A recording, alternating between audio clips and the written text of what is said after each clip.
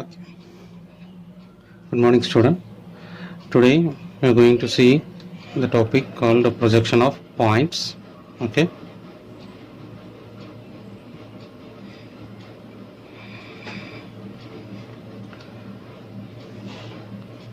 Okay. So last class itself we started the projection of points. இன்னைக்கு கொஞ்சம் காம்ப்ளிகேட்டடான problems என்னென்ன அப்படிங்கிறத பார்க்கலாம் projection of பாயிண்ட்ஸில்.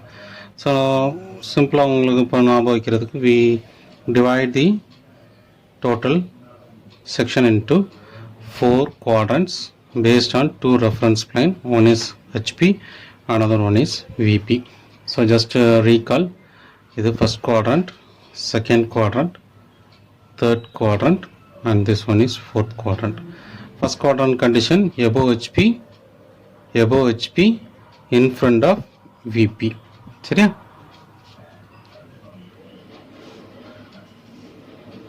Okay. So first quadrant is above HP in front of VP. Second quadrant above HP behind VP. Okay. Third quadrant below HP behind VP. Fourth quadrant below HP in front of VP. Okay. So இதான் 4 condition. 4 conditions-க்கான answers எப்படி வரும் அப்படிங்கிறத பார்த்தோம் already. இப்போ for example இதான் point ஏ அப்படின்னா இதை project பண்ணோம் அப்படின்னா இதோட front view image A dash இங்கேயும் ஏ இங்கேயும் நமக்கு கிடைக்கும். ஸோ ப்ரொஜெக்ஷனை பார்க்குறதுக்காண்டி என்ன செய்வோம், இந்த ஹரிசாண்டல் பிளைனை 90 டிகிரி ரொட்டேட் பண்ணுவோம். ஸோ இந்த இடத்துல நமக்கு பாயிண்ட் கிடைக்கும். ஸோ அப்போது இதோடைய ஆன்சர் பார்த்தோம் அப்படின்னா ஒரு reference plain XY reference plain வரைவோம், ஒரு வெர்டிகல் லைன் போட்டு மேலே ஏ டேஷ் கீழே ஏ இது வரைவோம். சரியா? ஓகே. ஸோ இப்போ இதோட சொல்யூஷன் பார்த்தோம் அப்படின்னா front view above reference line, top view below reference line. சரியா? ஸோ இப்போ இதே இது வந்து செகண்ட் குவாட்ரண்ட்டில் ஒரு பாயிண்ட் இருந்துச்சு அப்படின்னா பாயிண்ட் பின்னு எடுத்துக்கலாம். ஸோ இதை பார்த்தோம் அப்படின்னா எல்லாமே ரைட் சைடில் இருந்தால் பார்க்க போகிறோம். ஸோ இந்த பாயிண்டோட இமேஜ் நமக்கு இங்கே கிடைக்கும் பி டேஷ். டாப் வியூவில் வந்து பார்த்தோன்னா இந்த பாயிண்ட் இங்கே கிடைக்கும். ஸோ நமக்கு வந்து பிஹைண்ட் வேல்யூவோட இந்த வேல்யூ கம்மி, எபோவ் ஹெச்பி வந்து வேல்யூ கூட இருக்கிறதுனால இந்த கண்டிஷனுக்கு ஃப்ரண்ட் வியூ மேலேயும் டாப் வியூ கீழேயும் நமக்கு கிடைக்கும். ஸோ அப்போது இதுக்கு ஆன்சர் சொல்யூஷன்ஸ் பார்த்தோம் அப்படின்னா ஒரு XY ரெஃபரன்ஸ் லைன் போட்டு ஒரு வெர்டிகல் லைன் போட்டு மேலே மட்டும் போட்டுக்கோங்க. ஏன்னா செகண்ட் குவாட்ரண்ட்டை பொறுத்த வரைக்கும் front view as well as top view ரெண்டுமே வந்து எங்கே தான் இருக்கும், மேலே எபோவ் ரெஃபரன்ஸ் லைன் தான் இருக்கும். சரியா? So top view as well as front view ரெண்டுமே வந்து எபோவ் ரெஃபரன்ஸ் லைன். ஓகே. இப்போ தேர்ட் குவாட்ரண்ட்டில் ஒரு பாயிண்ட் எடுத்துட்டோம் அப்படின்னா சி அப்படின்னு ஒரு பாயிண்ட் எடுத்தோம் அப்படின்னா இப்போ இதை ஃப்ரண்ட் வியூவில் பார்த்தோன்னா இதோட இமேஜ் வந்து நமக்கு இங்கே கிடைக்கும் சி டேஷ். ஸோ டாப் வியூவில் வந்து பார்க்கும்போது இதோட இமேஜ் வந்து நமக்கு இங்கே கிடைக்கும். ஸோ 90 டிகிரி ரொட்டேட் பண்ண போகும்போது சி இங்கே கிடைக்கும். அப்போது சி டேஷ் கீழே சி மேலே.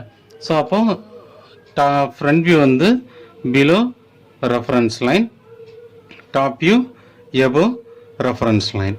ஓகே. இப்போ அதே இது ஃபோர்த் குவாட்ரண்ட்டில் இங்கே ஒரு பாயிண்ட் இருக்குது டி இருக்குது அப்படின்னா இதை ஃப்ரண்ட் வியூ பார்த்தோன்னா டி டேஷ் இங்கே இருக்கும், டாப் வியூ இங்கே டி வரும். இதை அப்படியே 90 டிகிரி ரொட்டேட் பண்ணோன்னா டி. ஸோ அப்போ இதுக்கான ஆன்சர் பார்க்க போகும்போது ஒரு XY ரெஃபரன்ஸ் லைன், ஒரு வெர்டிகல் லைன் போட்டு கீழே டி டேஷ் மேலே டி. ஓகேவா? சரி. அப்போ இதுக்கு ஆன்சர் பார்த்தோம்னா front view as well as top view ரெண்டுமே எங்கே இருக்கும், பிலோ ரெஃபரன்ஸ் லைன். ஸோ உங்களுக்கு நல்லா தெரிய வேண்டியது ஃபஸ்ட் குவாட்ரண்ட்டும் தேர்ட் குவாட்ரண்ட்டும் வைஸ் வர்ஸா, அதே மாதிரி first quadrant third vice versa, second குவாட்ரண்ட்டும் ஃபோர்த் குவாட்ரண்ட்டும் வைஸ் வர்ஸா. இது வந்து சோஃபார் இதை வந்து லாஸ்ட் கிளாஸ் நம்ம பார்த்துட்டோம் ஆல்ரெடி. சரியா? ஸோ இன்றைக்கி நம்ம என்ன செய்ய போகிறோம் அப்படின்னா இதே இதில் கொஞ்சம் காம்ப்ளிகேட்டட் ப்ராப்ளம். சரியா? ஸோ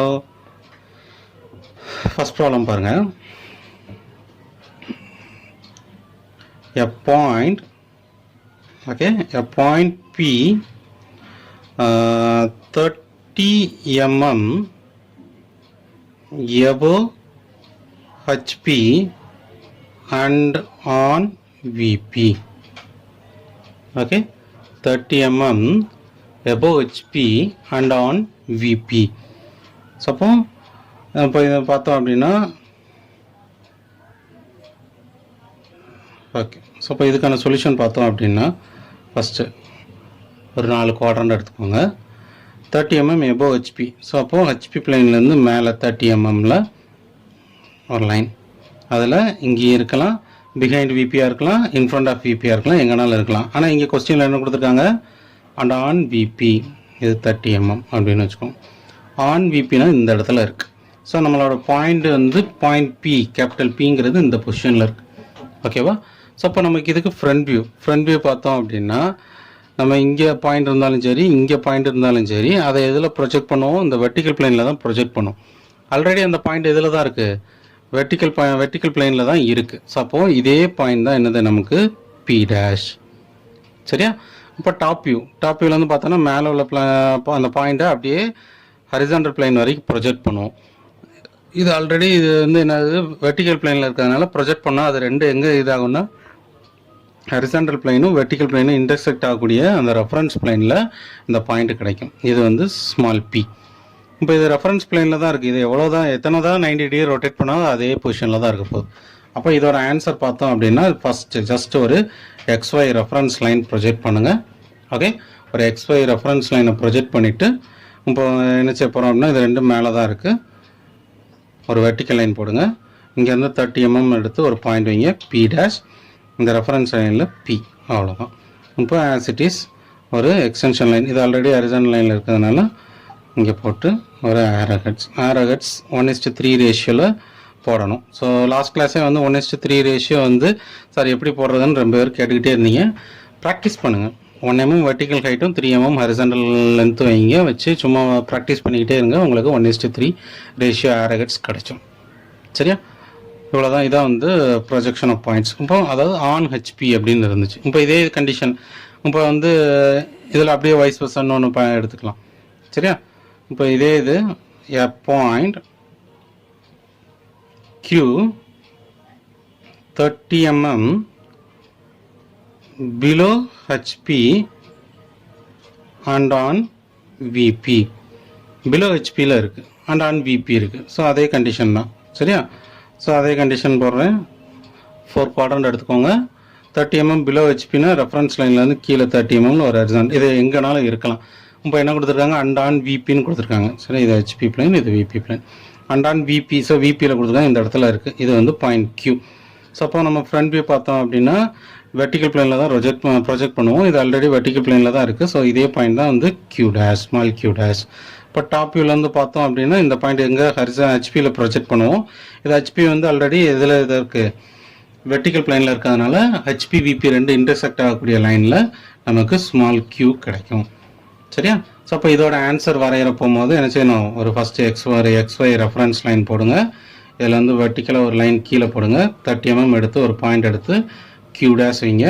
இந்த ரெஃபரன்ஸ் லைனில் Q, அவ்வளோதான். ஓகேவா? ஓகே, இப்போ அடுத்த கேஸ் பார்க்கலாம். Third, a point R, okay,